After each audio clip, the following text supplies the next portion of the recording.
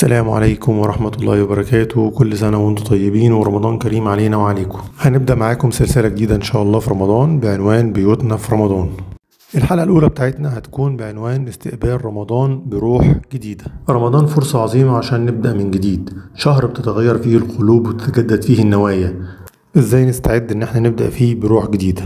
هنعمل كده ازاي؟ أول حاجة تجديد النية. قبل أي حاجة جدد نيتك في إن يكون رمضان ده مختلف، خليه فرصة لتغير، لأنك تغير عاداتك وتقوي علاقتك بربنا وبأهلك. تاني حاجة حط خطة عبادية، ما تسيبش الأمور عشوائية. حط جدول صغير، حط فيه الصلاة، حط الصلاة في وقتها، حط الورد اليومي والذكر والصلاة والقرآن.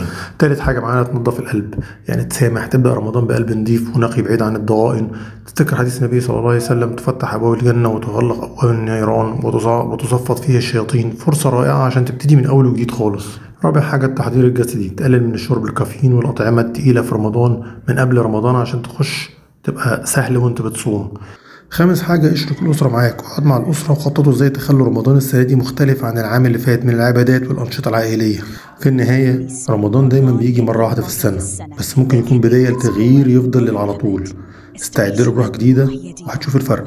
شكرا، السلام عليكم ورحمة الله وبركاته.